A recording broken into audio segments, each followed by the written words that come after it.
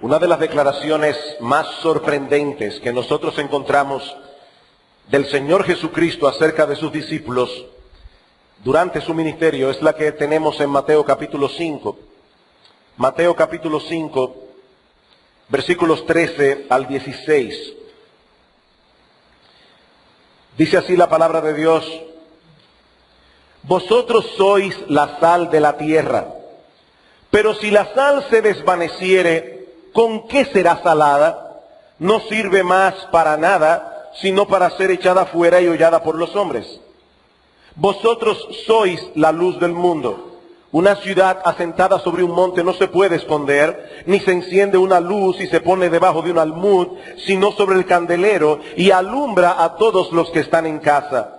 Así alumbre vuestra luz delante de los hombres, para que vean vuestras buenas obras y glorifiquen a vuestro Padre que está en los cielos. Una de las cosas que llama mi atención de este texto es que el Señor no nos está dando aquí un mandato, sino más bien haciendo una declaración. Vosotros sois la sal de la tierra, vosotros sois la luz del mundo. Eso es un hecho. El llamado de Cristo es a comportarnos a la altura de lo que somos. Y eso implica al menos tres cosas. En primer lugar, el Señor nos está diciendo aquí que los cristianos son distintos del mundo. El poder y la eficacia de la sal residen en gran medida en la diferencia esencial que la distingue de los demás elementos que ella sala. Y lo mismo podemos decir acerca de la luz. La luz y las tinieblas son dos cosas completamente distintas. Tanto así que nosotros podemos definir la tiniebla como ausencia de luz. Pues de igual modo, los cristianos son distintos del mundo. Y en la misma medida en que esa diferencia se haga evidente, en esa misma medida seremos efectivos en la labor que se nos ha encomendado hacer. ¿Y dónde radica la diferencia entre los cristianos y el mundo? ¿Qué es lo que hace a los cristianos un ser distinto? Bueno, en primer lugar y básicamente en el carácter interno que produce en nosotros la obra de la regeneración en el momento de nuestra conversión. Eso es lo que Cristo nos muestra en el pasaje que antecede a este, las bienaventuranzas. Bienaventurados los pobres en espíritu, porque de ellos es el reino de los cielos. Bienaventurados los mansos, los pacificadores, etc. El mundo afuera exalta el orgullo y la soberbia. Los cristianos son humildes. El mundo es agresivo. Los cristianos deben ser mansos. El mundo anhela ardientemente alcanzar riquezas, poder, diversión, placer. Los cristianos tienen hambre y sed de justicia. El mundo es cruel. Los cristianos son misericordiosos. El mundo se conforma con una fachada externa de decencia y de moral. Los cristianos saben que eso no es suficiente, que lo que realmente necesitamos es pureza de corazón. Y así podemos seguir con un aspecto y otro aspecto y otro aspecto. Es en ese sentido que los cristianos son distintos. Y es esa diferencia la que nos hace tan eficaces en nuestra labor en el mundo. Así que, hermanos, no se trata simplemente de predicar un mensaje, se trata más bien de poseer un carácter y de vivir conforme a él. Sí debemos predicar el Evangelio como vimos la semana pasada, pero esa predicación no tendrá ningún efecto si no podemos mostrar en nuestras vidas que somos distintos. En segundo lugar, este texto nos enseña que los cristianos deben estar en contacto con el mundo. Los cristianos deben estar en contacto con el mundo. Vosotros sois la sal de la tierra. Vosotros sois la luz del mundo. Y no hay que ser un experto en química para saber que la sal no puede salar a control remoto, no puede salar a distancia. Si usted desea comerse un pedazo de aguacate y no quiere comérselo desabrido, usted debe echarle sal. Si la sal está colocada dentro del salero y usted no la pone en contacto con el aguacate, se tendrá que comer el aguacate desabrido, no habrá ninguna diferencia. Bueno, lo mismo podemos decir acerca de la luz. Tiene que haber contacto. Ese fue el error del monasticismo. Los monjes pensaron que la única manera en que se podía funcionar como cristianos era apartándose literalmente del mundo, viviendo aislados de la sociedad. Pero hermanos, ¿cómo podemos ser sal y luz del mundo si no tenemos contacto con el mundo? Pero este texto también nos enseña que los cristianos permanecen en el mundo para beneficiar al mundo. Nosotros estamos aquí para beneficio del mundo. En el tiempo del Señor, la sal era usada básicamente para dos cosas. Era usada para dar sabor, era usada para preservar algunos alimentos. Recuerden que en aquellos días no había refrigeradores como en el día de hoy. Para preservar la carne, para preservar ciertos alimentos, había que salarlos. Hay muchos gérmenes en la comida y en el ambiente. De modo que si no usamos algún sistema de preservación, algunos alimentos se pudren y se dañan. Ahora noten algo interesante, y es el hecho de que la sal no sirve para otra cosa. La sal no sirve para otra cosa. Fuera de dar sabor o preservar, la sal no posee ningún atractivo en sí misma. Se trata de algo común e insignificante. No hay belleza en la sal. No es una piedra preciosa por la que hay que pagar un alto precio.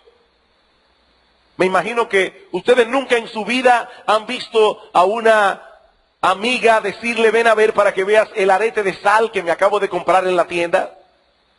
No, la sal solo sirve para salar. Hay ciertos elementos en la naturaleza que tienen beneficios, usos múltiples. Por ejemplo, las nubes. Las nubes se necesitan para tener agua, pero también embellecen el paisaje. Es un elemento de ornamento. Son útiles y decorativas, pero la sal no. Tan pronto la sal pierde su facultad de dar sabor y de preservar, ya no sirve para nada. Y hermanos, lo mismo ocurre con los cristianos en relación con el mundo. Dios tiene a los cristianos aquí en la tierra para iluminar al mundo y para preservarlo de la corrupción. Nosotros no estamos aquí para nuestro propio beneficio, no estamos aquí para hacer de esta vida una especie de Disney World personal. No, estamos aquí para beneficio de otros. Algún día, hermanos, nosotros llegaremos al lugar de nuestro descanso. Pero mientras tanto, tenemos una labor que hacer. ¿Cómo vamos a hacerla? Llevando el evangelio a los perdidos y mostrando en nuestras vidas el poder de ese evangelio a través de un testimonio consecuente. He ahí nuestra identidad, he ahí nuestra función. Dios tiene a los cristianos en el mundo con el propósito de que se comporten como tales. Porque es la única forma de impedir que la gangrena moral de este mundo avance más rápido. Somos la sal, somos la luz. La única sal y la única luz que este mundo putrefacto tiene. La semana pasada nosotros comenzamos a considerar el tema de la responsabilidad que tenemos para con los de afuera. Vimos en qué consiste el evangelio que debemos anunciar al hombre incrédulo. Vimos quiénes son los que tienen la responsabilidad de proclamarlo. En la mañana de hoy queremos enfocar el cómo. ¿Cómo debemos evangelizar? ¿Cuáles son las cosas que debemos tomar en cuenta al compartir el mensaje del evangelio con otros?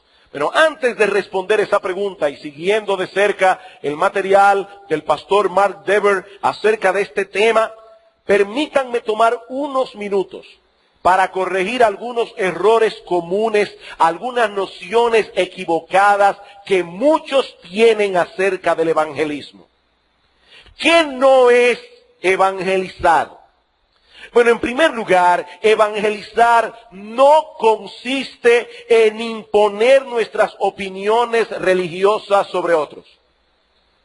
En primer lugar, evangelizar no es imponer nuestras opiniones religiosas sobre otros.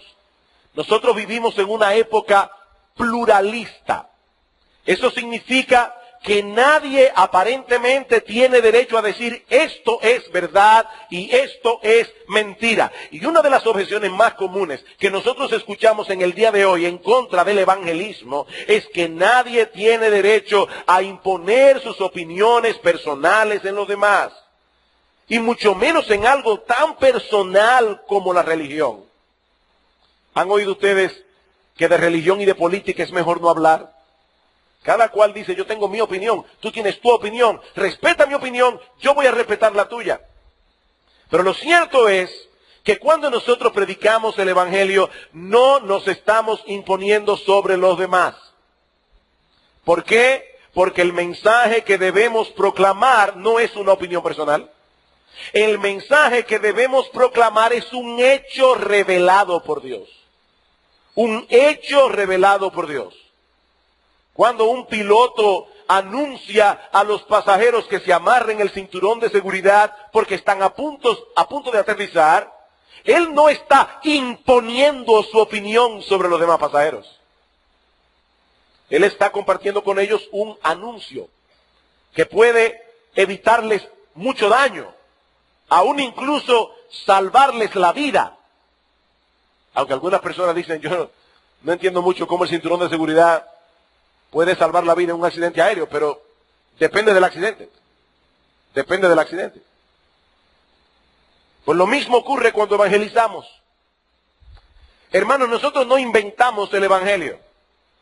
Nosotros no estamos tratando de imponer sobre las personas nuestras perspectivas acerca de Dios, nuestras perspectivas acerca de la salvación. De hecho, ni siquiera estamos tratando de imponer la verdad. Ni siquiera estamos tratando de imponer la verdad revelada, el verdadero mensaje de salvación que nosotros encontramos en las Escrituras. Nuestra responsabilidad simple y llanamente es anunciar el mensaje. Nuestra responsabilidad es sembrar la semilla de la palabra. Pero ¿saben qué? Nosotros no tenemos la más mínima capacidad para hacer que esa semilla germine. La más mínima capacidad. Eso es algo que nadie puede imponer sobre otros. Escuchen cómo Pablo dice esto en 1 Corintios, donde los hermanos estaban alineando alrededor de ciertos predicadores. Yo soy de Apolos, yo soy de Pablo, yo soy de Cefas. Y Pablo les dice, ¿qué pues es Pablo? ¿Y qué es Apolos? Servidores por medio de los cuales habéis creído. Y eso según lo que a cada uno concedió el Señor. Yo planté, Apolos regó, pero el crecimiento lo ha dado Dios. Así que ni el que planta es algo, ni el que riega es algo, sino Dios que da el crecimiento. Mis hermanos, por más efectivo que sea un predicador comunicando el mensaje de las Escrituras, él no tiene el más mínimo poder para hacer que sus oyentes se conviertan. No tiene ese poder. Ningún hombre puede imponer el cristianismo como los musulmanes imponen el Islam. O te conviertes o te corto la cabeza. No, nadie puede convertirse así. El cristianismo es diferente, porque el cristianismo implica un cambio de corazón. Y eso solo puede hacerlo Dios.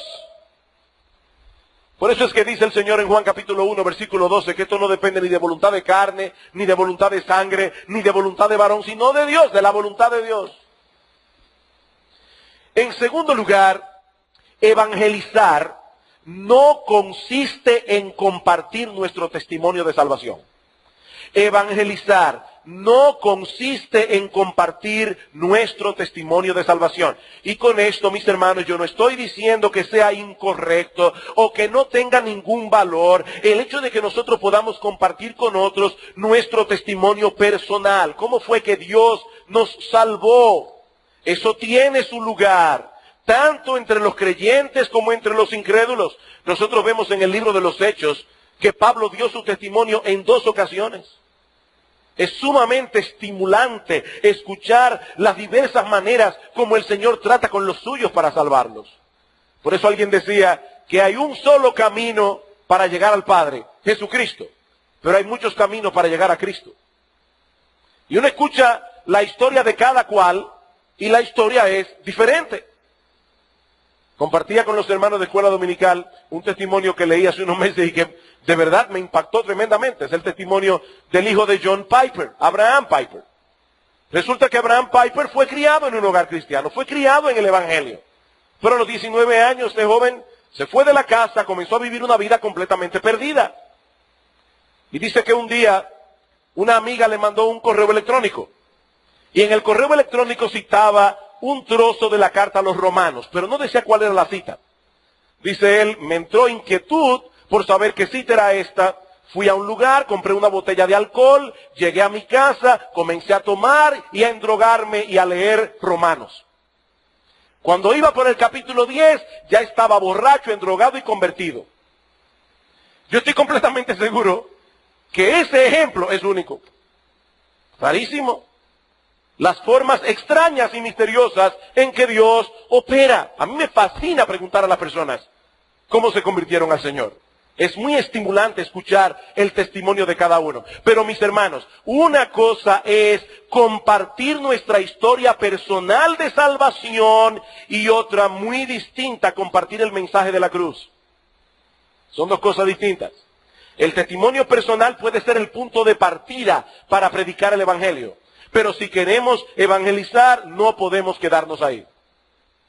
En tercer lugar, evangelizar no consiste en envolvernos en obras de bien social. Evangelizar no consiste en envolvernos en obras de bien social. Y aquí debemos decir lo mismo que dijimos en cuanto al testimonio. Es correcto, es apropiado que los creyentes manifiesten en una forma concreta la misericordia del Señor, haciéndole bien al afligido. Mis hermanos, eso es algo que recomienda al mensaje del Evangelio. En el texto que leímos al principio, dice el Señor, así alumbre vuestra luz, para que vean vuestras buenas obras y glorifiquen a vuestro Padre que está en los cielos. Las buenas obras de los cristianos son una recomendación del Evangelio.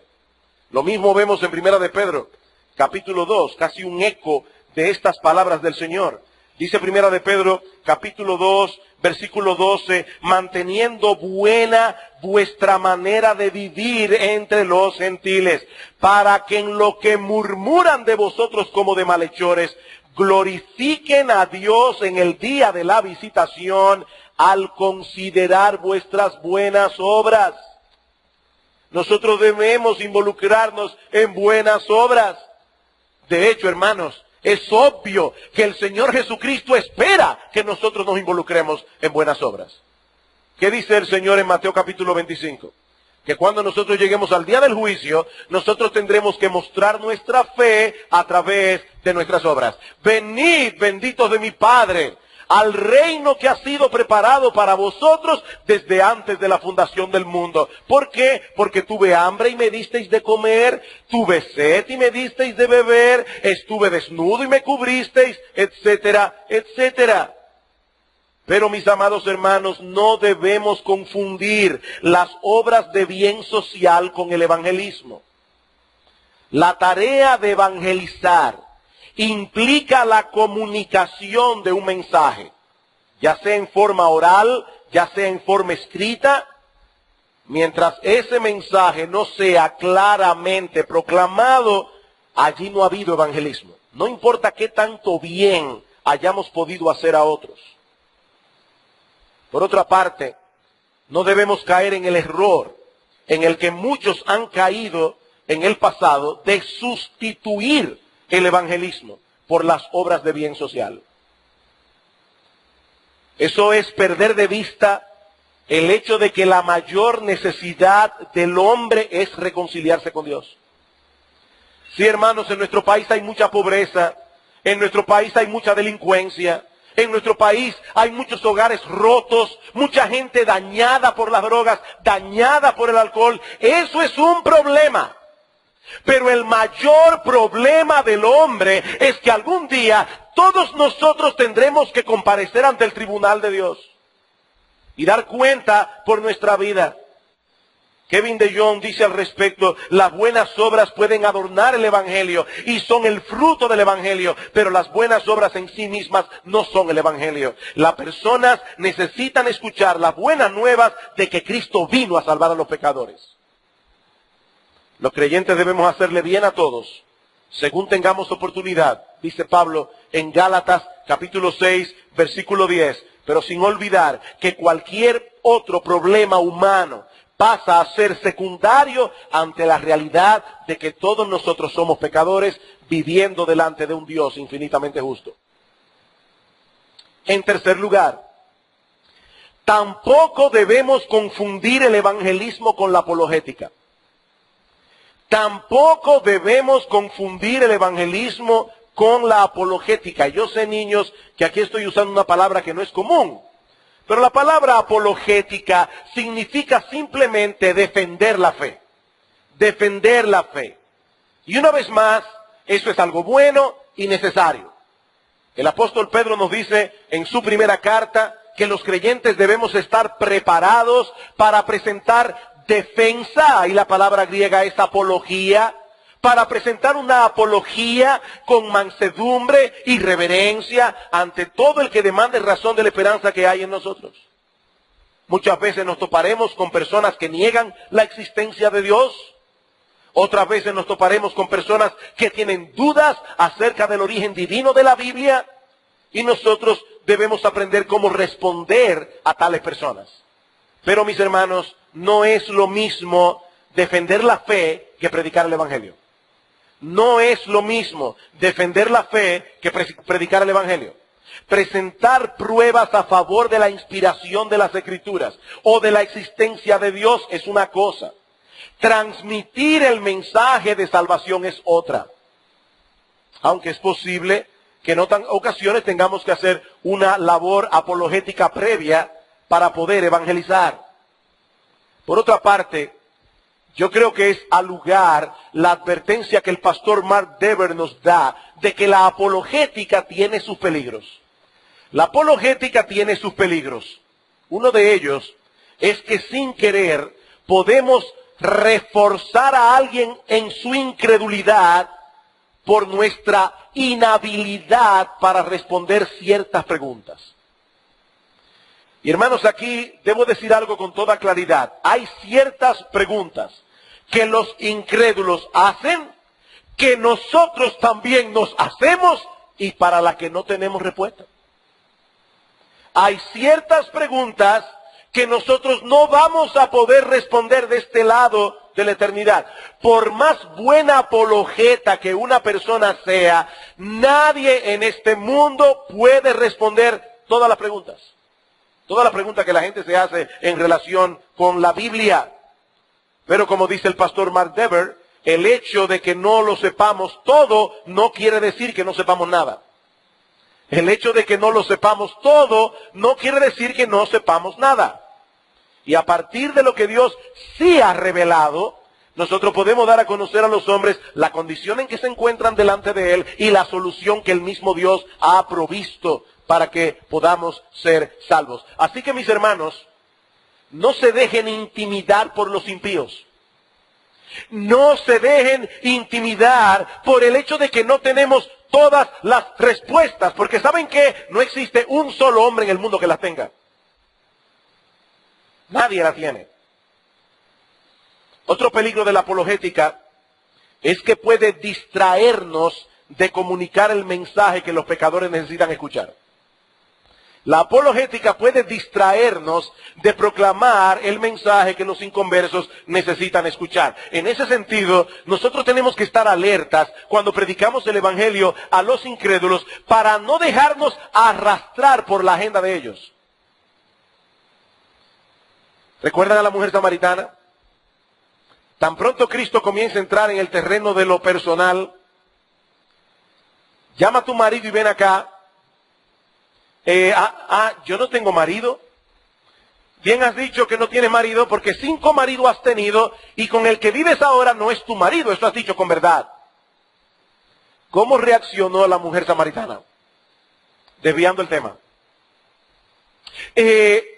Me parece, Señor, que tú eres profeta. Dime, ¿cuál es la religión verdadera? ¿La de los samaritanos o la de los judíos?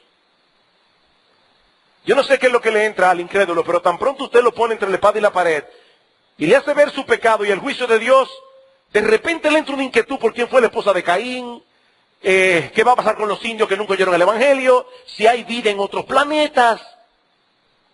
Desviar la atención.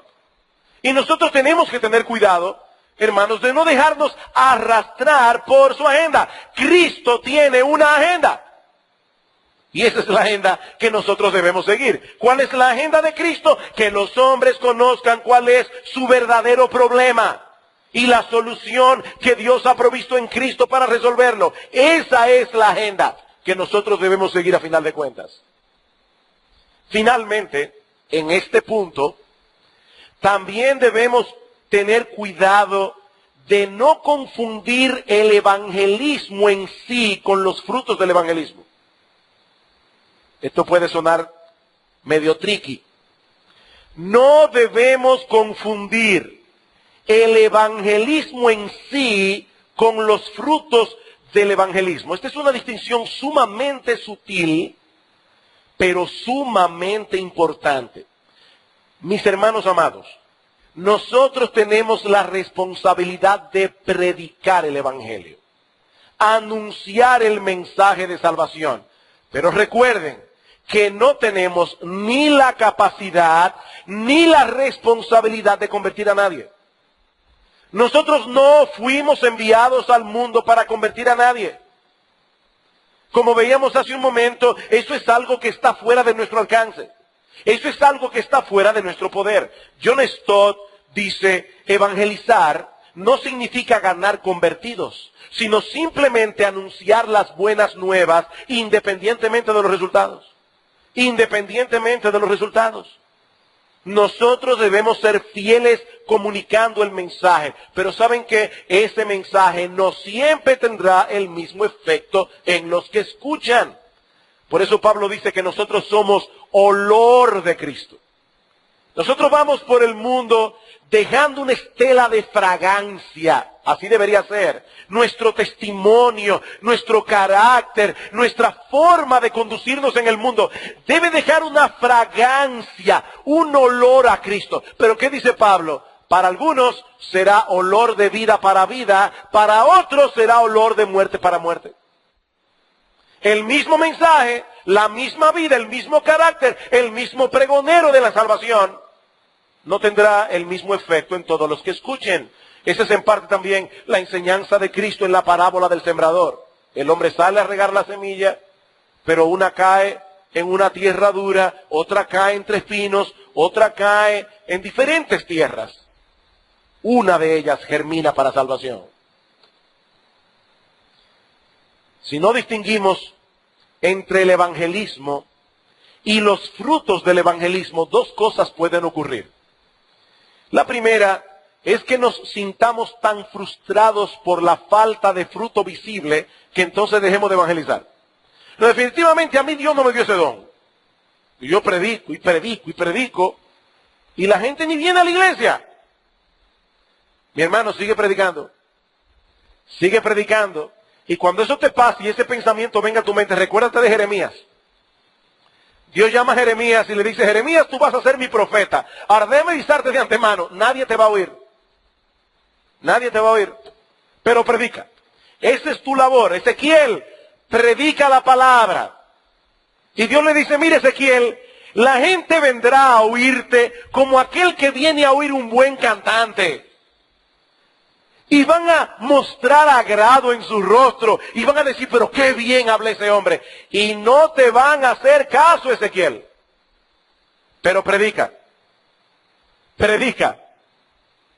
Deja testimonio en Israel de que hubo profeta en medio de ellos. Hermanos, nuestra labor en el mundo no es convertir gente. Es predicar el evangelio.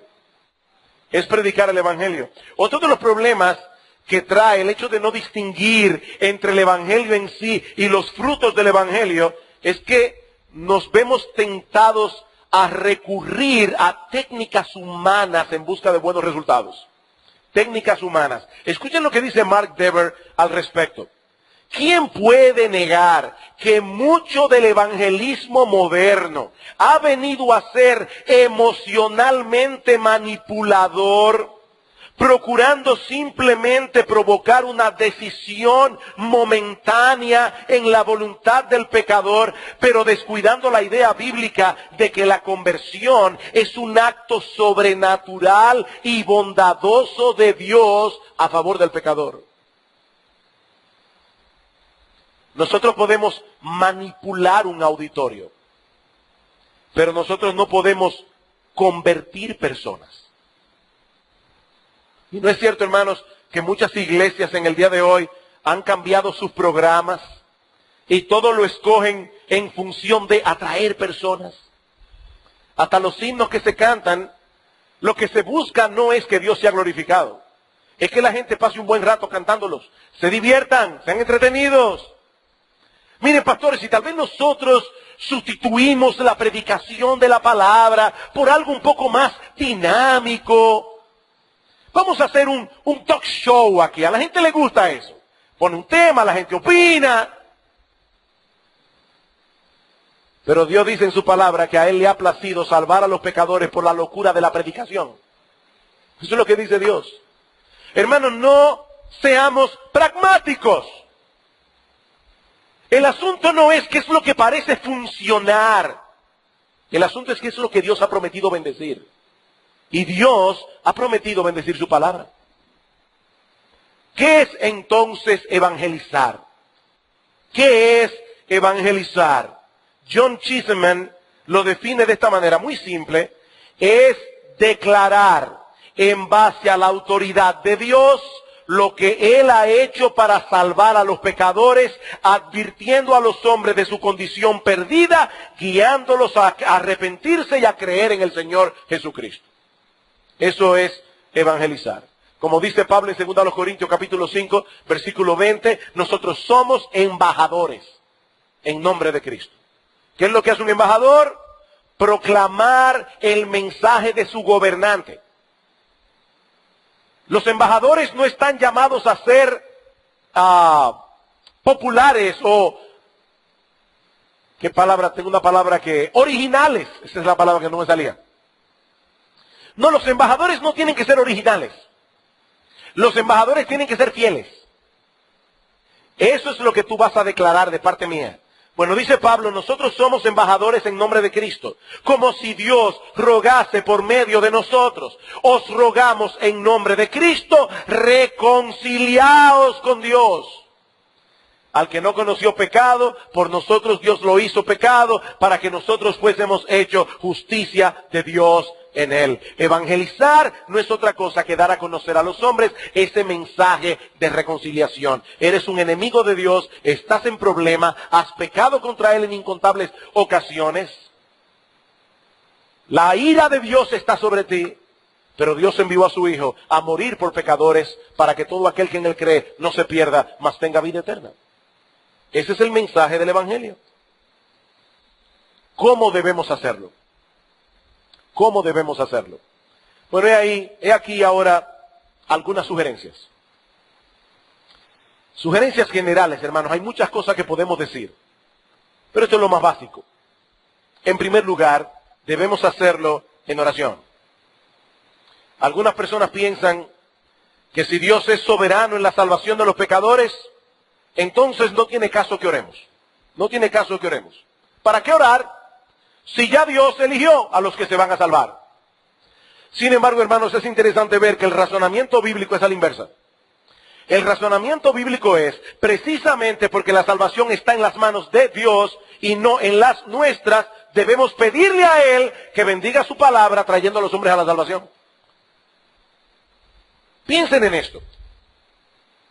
Si fuera cierto que en última instancia la salvación está en las manos del pecador, de que el pecador haga una decisión por Cristo, ¿para qué le estamos pidiendo a Dios entonces que lo convierta? Si la salvación está en las manos del hombre, no tiene caso que se la pidamos a Dios. Pero si nosotros creemos que la salvación está en las manos de Dios, entonces sí tiene caso pedirle que convierta a los pecadores. Pablo dice en Romanos capítulo 10, versículo 1, dice, yo doy testimonio, mi conciencia da testimonio de que mi oración a Dios por Israel es para salvación. Pablo oraba por sus hermanos judíos y pedía por ellos salvación. Eso lo dice en Romanos capítulo 10, versículo 1. Unos versículos anteriores, en Romanos capítulo 9, versículos 14 al 16, el mismo Pablo escribió, no depende del que quiere ni del que corre, sino de Dios que tiene misericordia.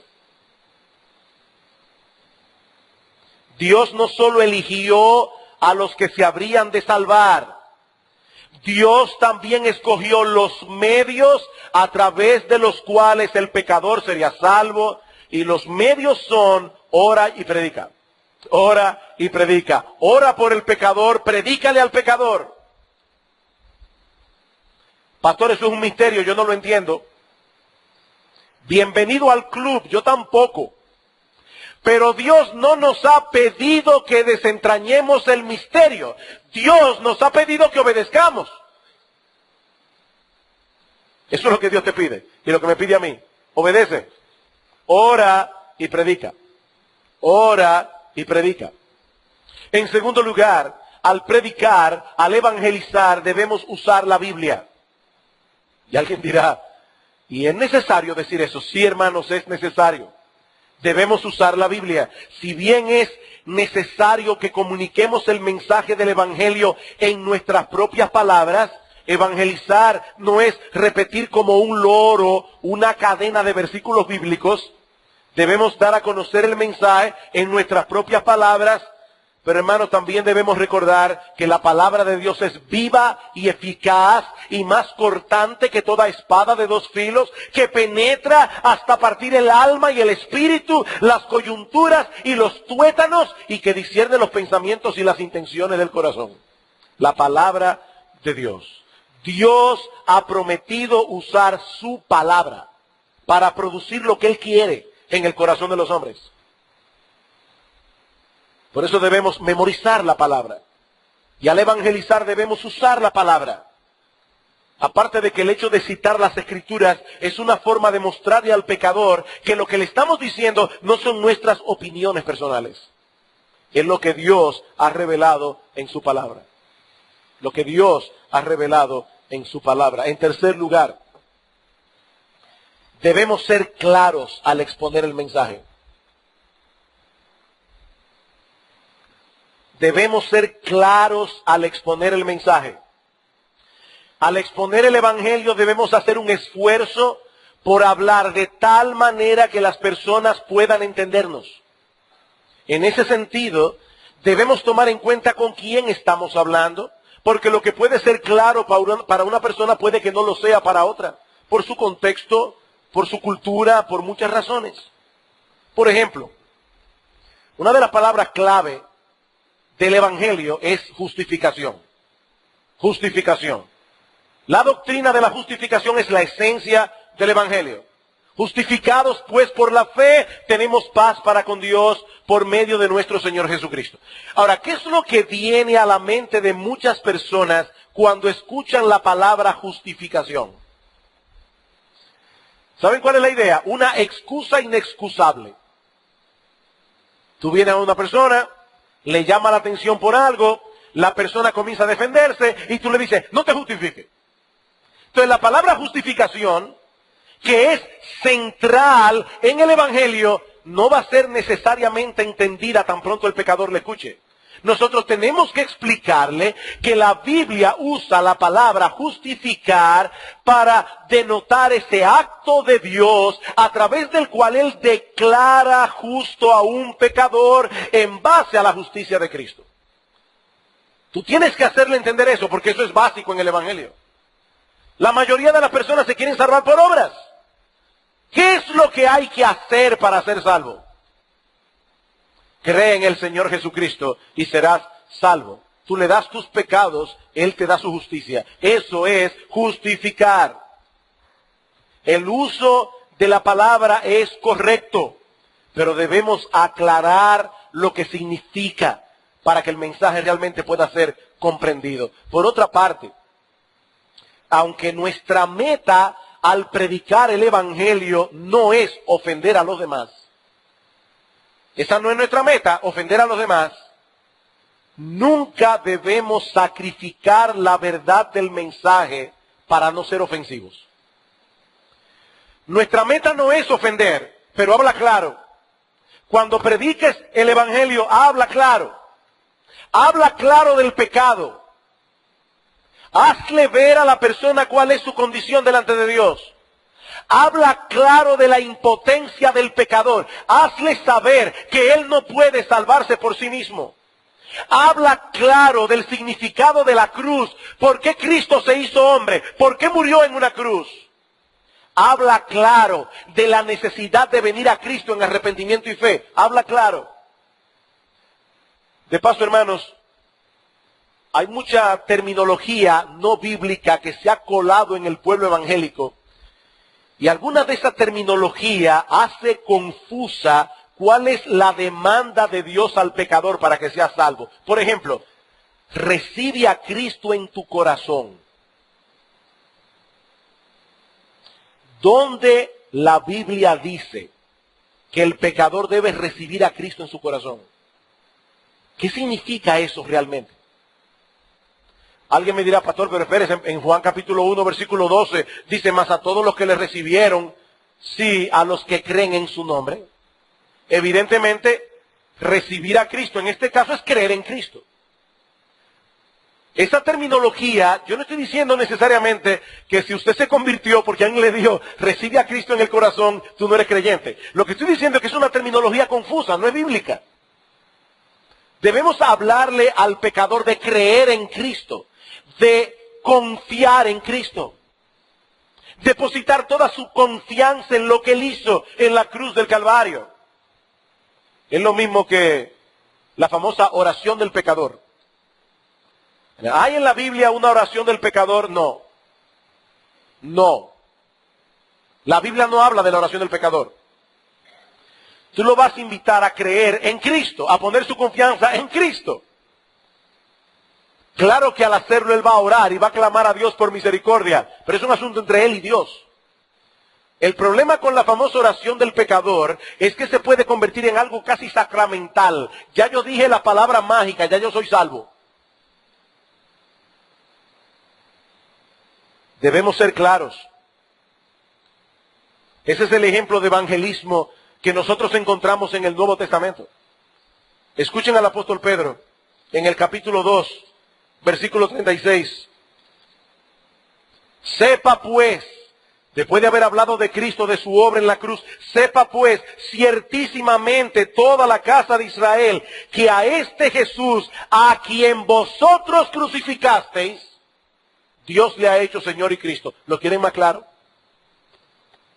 Bien claro. No trates de hacer el evangelio más potable, rebajando sus demandas o escondiendo aquellas partes de la verdad que no suelen ser bien recibidas. Porque si lo haces, ya no estás evangelizando. Estás proclamando tu opinión acerca de la salvación. Cristo era bien claro en la gente. Señor, te seguiré donde quiera que vayas. Bien, pero debes saber que las aves tienen su nido y las zorras guaridas, pero el Hijo del Hombre no tiene donde recostar su cabeza. Esa es mi demanda. Ahora ven y sígueme. De paso, también en esto de la claridad, debo decir, hermanos, que cuidado con predicar en cristianés. Hay muchas personas que cuando hablan a los inconversos, hablan en cristianés. Y el cristianés solo lo entienden los cristianos. Yo recuerdo como el día de hoy, la primera vez que yo fui a un estudio bíblico, o mejor dicho, perdón, a una iglesia a oír el mensaje primer domingo que estuve en una iglesia oyendo un mensaje evangelístico. Y el predicador decía, cuando yo estaba preparando este mensaje, yo vi la cruz de Cristo y veía al Señor que me decía, ¿verdad que te he amado? Y yo sentado en mi asiento pensaba, eso debe ser que en su casa hay un crucifijo.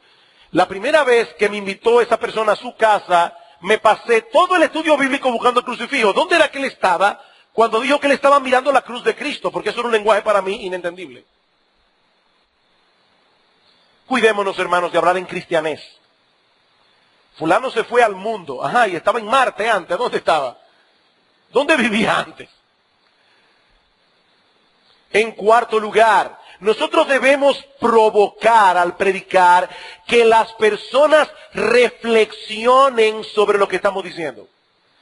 Debemos provocar que las personas reflexionen sobre lo que estamos diciendo. Y eso es algo que el Señor hacía constantemente cuando trataba con las personas, moverlos a reflexionar. Él le dice a los judíos en Mateo capítulo 21, déjenme hacerles una historia. Había un hombre noble que tenía una tierra y llamó a un grupo de siervos para que labraran la tierra y al final del tiempo le den el fruto.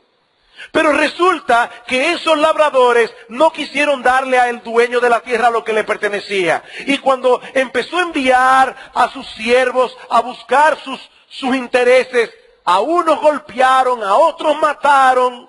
Finalmente el hombre noble dijo, enviaré a mi hijo, seguramente a él le harán caso. ¿Y saben lo que le hicieron a su hijo? Lo mataron. ¿Qué creen ustedes que debe hacer el hombre noble?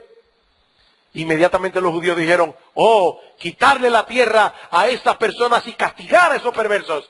Dice bien, ¿no habéis leído la escritura que dice, la piedra que desecharon los edificadores ha venido a ser cabeza del ángulo? Eso es exactamente lo que ustedes están haciendo. Ustedes están despreciando el reino que Dios ha puesto en vuestras manos y ahora Dios le va a dar ese reino a los gentiles. Ellos entendieron perfectamente.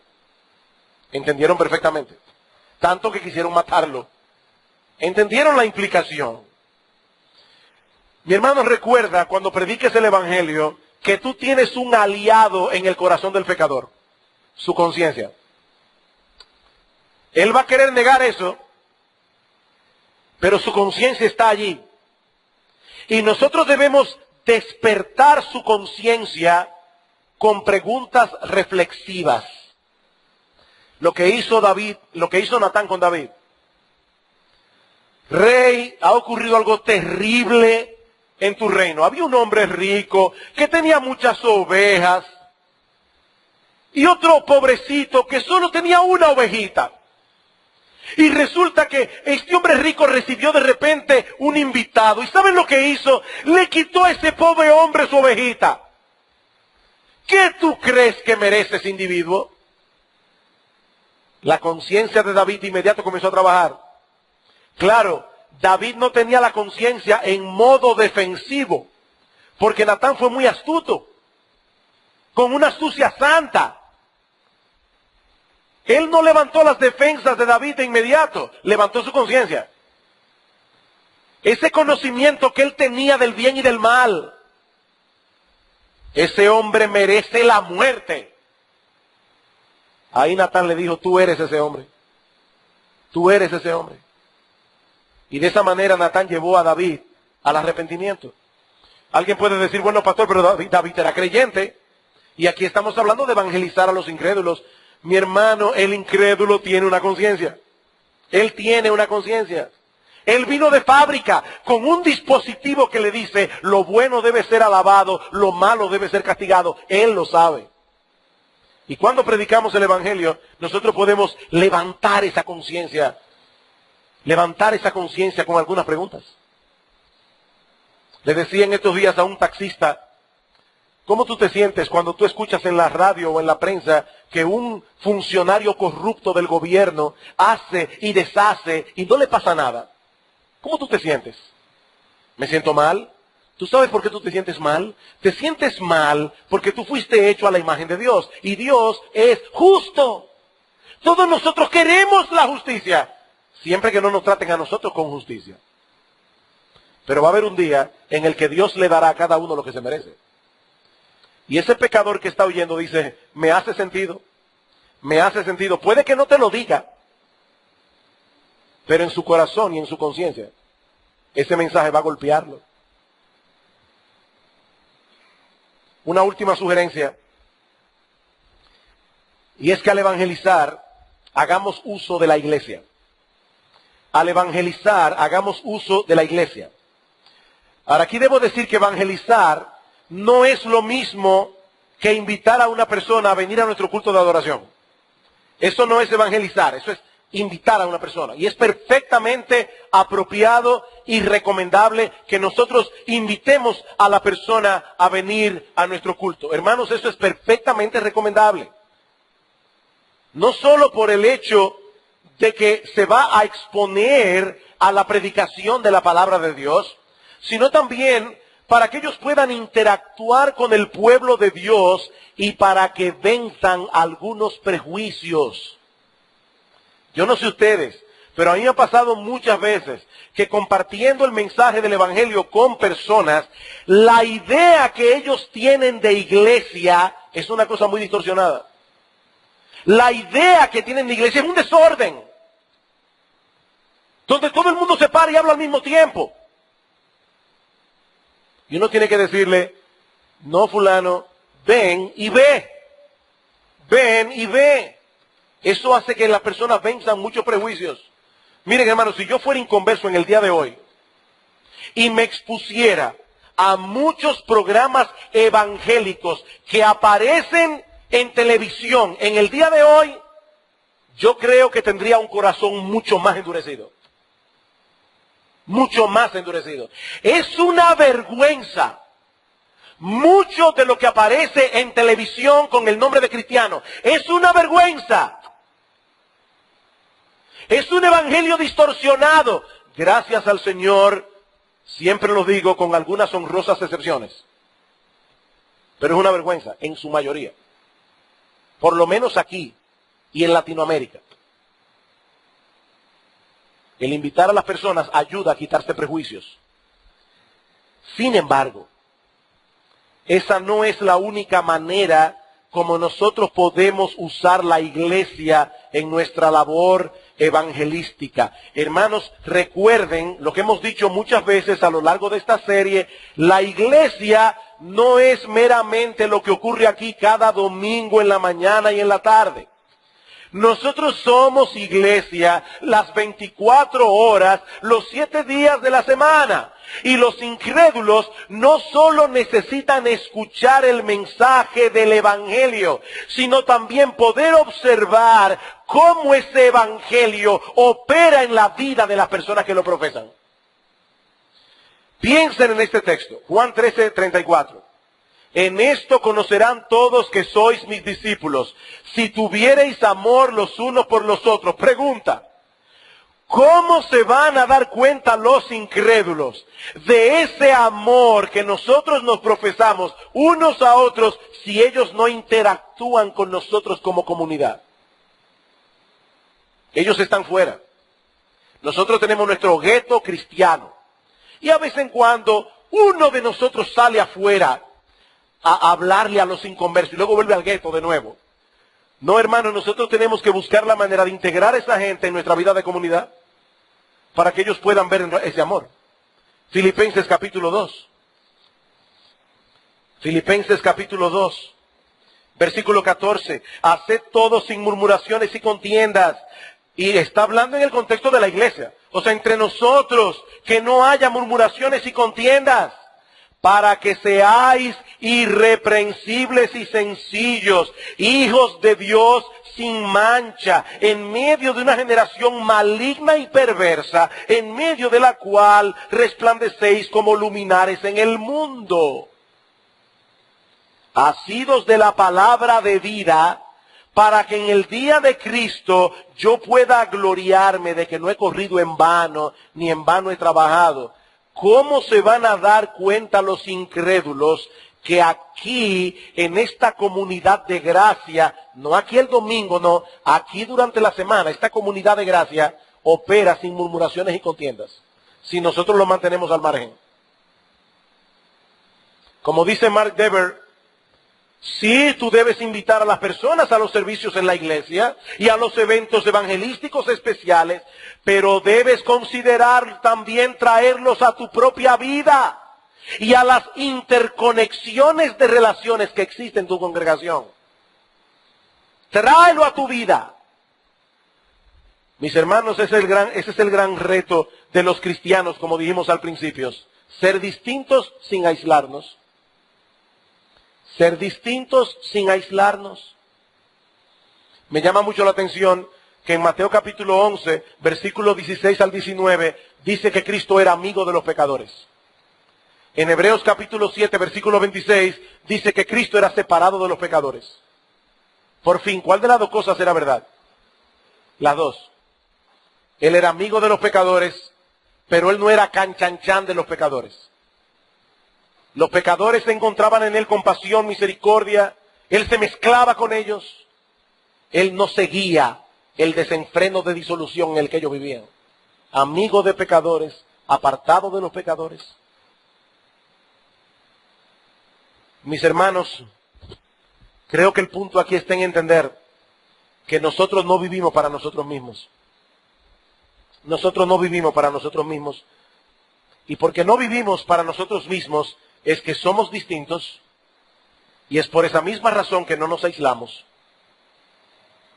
Hay un mundo allá afuera urgentemente necesitado del mensaje de salvación.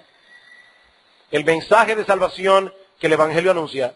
Y nosotros tenemos la responsabilidad de dar de gracia lo que hemos recibido de gracia.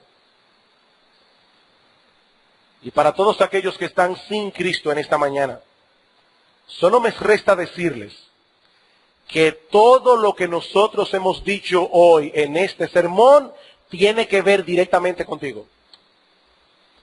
Todo lo que hemos dicho hoy tiene que ver directamente contigo. Porque lo que estamos diciendo es que el Señor quiere que tú escuches el mensaje de salvación que el Evangelio anuncia.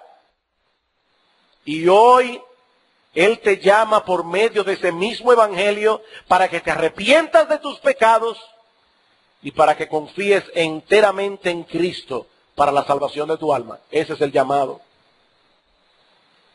Mi amigo, algún día tendrás que presentarte ante el tribunal de Dios para dar cuenta de tu vida.